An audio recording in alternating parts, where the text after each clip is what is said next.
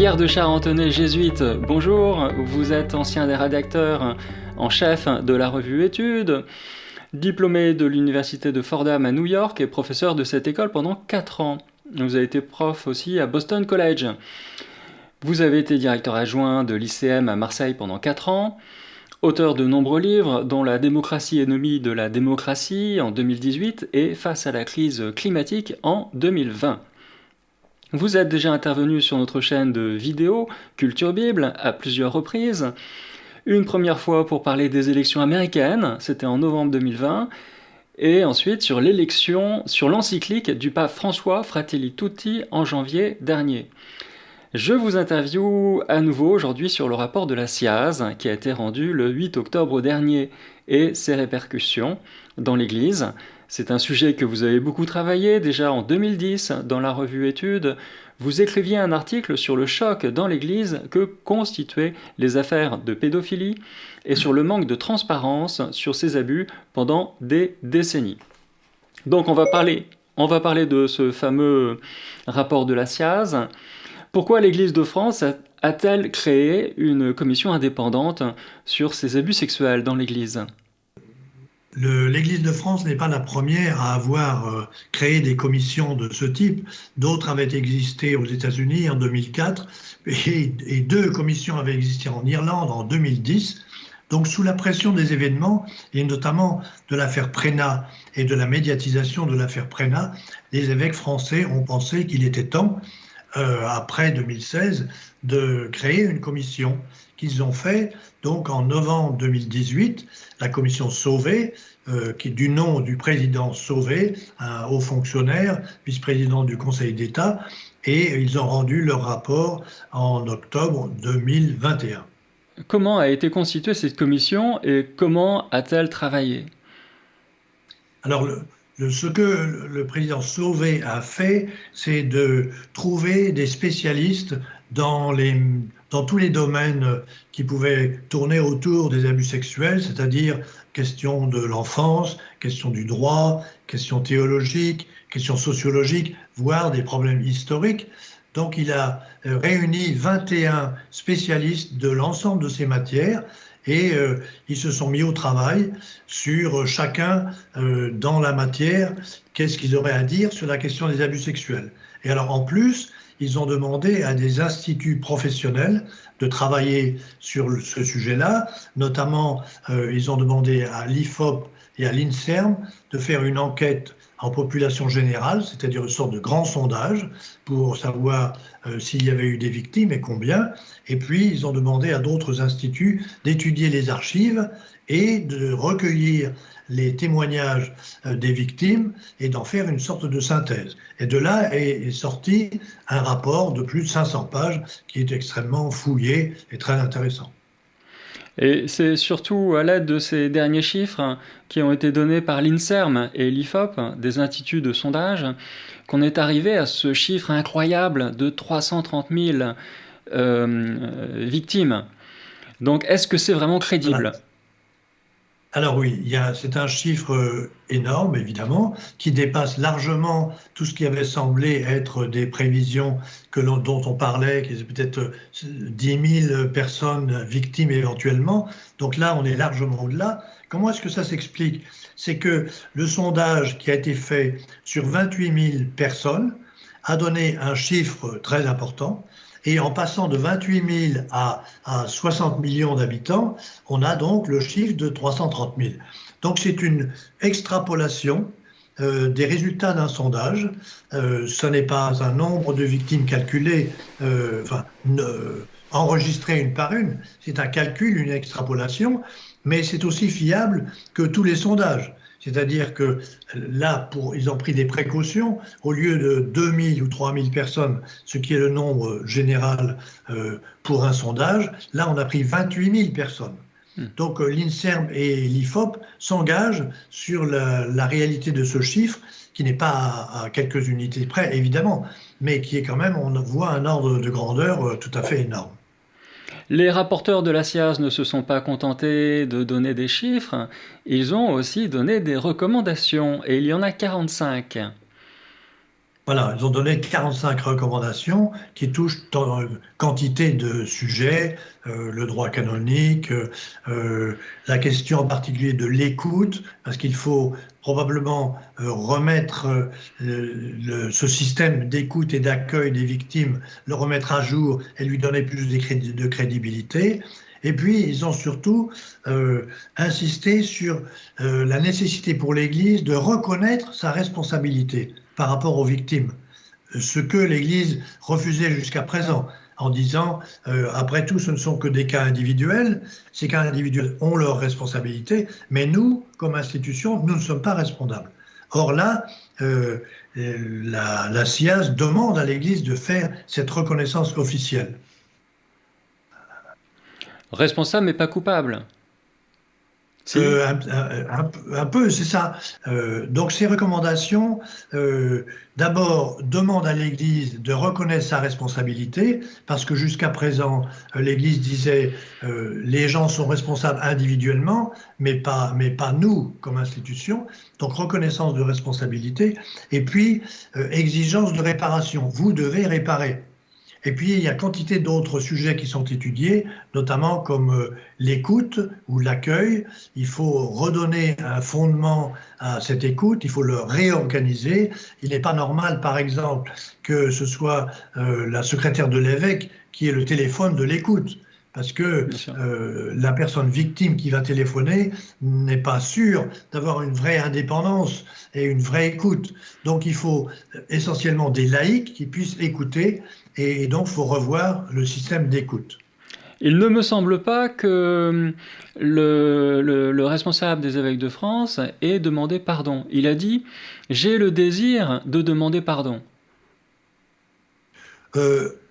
En fait, après l'Assemblée des évêques de France qui a eu lieu en novembre, on a eu vraiment une transformation de l'approche des évêques à l'ensemble des abus sexuels. Et là, je pense qu'on a vraiment une demande de pardon. Et on a cette image des évêques à genoux, et également de Véronique Margron, qui est la présidente de la conférence des religieux et des religieuses, à genoux, en demandant pardon à la fois à Dieu et aux victimes, évidemment. Donc là, il y a une véritable repentance qui est faite. Ça ne dit rien sur ce qu'il faudra faire, mais c'est déjà un geste que les victimes, d'ailleurs, ont bien compris. Oui, on se souvient aussi des 4 R, réforme, réparation, reconnaissance et responsabilité. Voilà. Et responsabilité. Donc de la part des évêques, c'est un message fort quand même qui est donné. Quel est le sens profond finalement des conclusions de la SIAZ ? Alors je crois que derrière tout ça, il y a une interrogation sur la gouvernance, c'est-à-dire la manière de gérer l'Église et l'institution, qui est d'une manière beaucoup trop verticale, beaucoup trop hiérarchique, parfois autoritaire, et souvent sans contre-pouvoir. C'est-à-dire que des évêques peuvent par exemple décider ce qu'ils veulent sans qu'il y ait de véritable contre-pouvoir. Si eux refusent les contre-pouvoirs, il n'y a pas moyen de les arrêter. Donc ça, c'est quelque chose qui n'est pas du tout normal. Donc il faut revoir cette gouvernance. Il faut revoir peut-être aussi une théologie du sacerdoce qui serait une théologie verticale et qui donnerait l'idée que le prêtre a une autorité absolue sur l'ensemble des fidèles qui n'ont qu'à suivre, ce qui est contraire à l'esprit du Vatican II, où ce sont l'ensemble des baptisés qui sont les membres de l'Église, et les prêtres, comme les évêques, ont un service de la hiérarchie que tout le monde reconnaît, mais qui se manifeste par le fait qu'ils sont baptisés comme les autres. Donc il faut respecter chacun dans son critère de baptisé ou éventuellement dans son rôle de hiérarchie. Donc vous voyez, cette révision de la gouvernance est un gros travail à faire, et finalement, au fond, c'est mettre les victimes au centre de la réflexion et non pas d'abord la défense de l'institution. C'est ça qui a été souvent pendant l'Église, pendant des décennies, il fallait défendre l'institution et on n'écoutait pas les victimes. Oui, mais l'Église a quand même beaucoup changé. Enfin, je pense qu'on peut faire le procès de l'Église d'il y a 50 ans, mais aujourd'hui, l'Église, dans son fonctionnement, est beaucoup plus synodale. Les évêques sont entourés de conseils, les décisions sont toujours validées par un ensemble de conseils avec des laïcs, des religieux, des religieuses, des prêtres, les prêtres du diocèse. Et un évêque ne prend jamais une décision seul. De même, en paroisse, le prêtre est bien entouré avec différents conseils. Il semble que ce ne soit pas toujours vrai. C'est souvent le cas, il n'y a aucun doute, c'est souvent le cas, mais ce n'est pas toujours vrai. Et quand ça n'est pas vrai, c'est là que l'abus de pouvoir peut s'exercer, et derrière l'abus de pouvoir, l'abus de conscience et l'abus sexuel. Donc c'est pour un peu éliminer ces cas en disant il y a un effort à faire du côté justement de l'Église synodale pour éviter de tomber dans des abus qui sont des abus d'autorité puis des abus de pouvoir. Le cléricalisme. Le cléricalisme, c'est ça. Voilà. Alors, donc, évitons le cléricalisme. Ce que le pape François avait demandé clairement dans sa lettre du mois d'août 2018, où il pointait ça comme problème à éviter. C'est sûr, on va éviter. Il y a une enquête donc de la SIAZ et il y a aussi une contre-enquête. Je pense notamment à ces membres de l'Académie qui ont écrit au pape. Il y a en effet un groupe d'intellectuels français qui se sont regroupés dans une institution qu'ils ont appelée l'Académie catholique de France, qui n'ont pas fait d'enquête. Ils ont fait des observations, ils ont fait des critiques assez sévères, disant par exemple que la SIAZ est un groupe idéologique. Je ne vois pas très bien comment Jean-Marc Sauvé est un idéologue d'une manière ou d'une autre. Ils ont critiqué fortement ce rapport, notamment sur les chiffres, mais ils n'ont pas vraiment donné une analyse contraire. Ils n'ont pas fait une enquête qui puisse contrarier. Ils ont discuté de la méthode, mais ils n'ont pas fait une enquête pour contrarier. Donc, moi, j'ai plutôt tendance à faire confiance à l'INSERM et à l'IFOP parce que ce sont des institutions dont la crédibilité est en jeu. Voilà. Ici, ils se trompent sur un sujet aussi délicat et aussi pointu, c'est tout leur travail qui est mis en cause.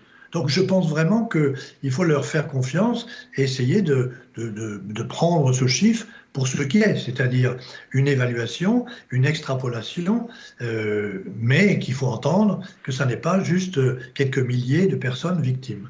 Et les chiffres sont tellement importants qu'on se rend bien compte qu'il y a quelque chose de systémique dans ces abus.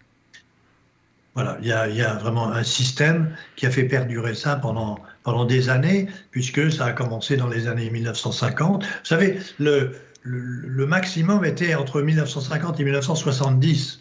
La moitié des abus se sont produits dans ces 20 années. Puis ensuite, de 70 à 90, ça a commencé à diminuer, et ça a beaucoup plus diminué dans les années depuis 2000, par exemple. Alors pour conclure, est-ce que la démarche synodale et le synode des évêques sur la synodalité est une réponse à ce rapport qui a été publié en octobre dernier? C'est pas une réponse directe, d'autant plus que sur le point de vue du timing, du temps, ça ne vient pas directement. Le pape avait parlé de la synodalité avant la publication de la SIAZ, donc ce n'est pas directement la réponse. Mais il y a quelque chose qui a à voir avec cela. La synodalité, c'est une réponse aux abus de pouvoir, c'est une réponse au cléricalisme. Donc en ce sens, c'est aussi une réponse au rapport de la SIAZ. Donc de fait, c'est une orientation que l'Église se donne à la demande du pape François de travailler sur la question de la synodalité, c'est-à-dire un travail ensemble des évêques, des prêtres, des baptisés, des laïcs, pour vivre de manière synodale, vivre de manière commune cette aventure de l'Église et de la mission de l'Évangile. Donc il y a quand même beaucoup à faire, parce que c'est un vrai changement de culture. On n'est plus dans la culture hiérarchique extrêmement verticale, mais d'abord une culture horizontale, où bien entendu certains ont le rôle de la hiérarchie, le rôle du service, mais pas tout systématiquement vertical. Il y a une écoute mutuelle à promouvoir. Père Pierre, merci pour toutes ces réponses à mes questions et ces éclaircissements sur le rapport de la SIAZ. Est-ce que vous avez d'autres projets sous le coude? Je crois qu'il y a eu un livre qui a été publié sur cette question. J'ai publié en septembre là, un livre qui s'intitule Tolérance zéro, qui est une formule du pape François, Tolérance zéro, qui est étudiée à Salvatore, qui est publié au Salvatore, et qui fait justement un panorama dans une dizaine de pays de la réalité de ces abus sexuels, et qui essaye ensuite d'en comprendre le mécanisme, précisément par ces questions de cléricalisme, de charisme, voire d'emprise.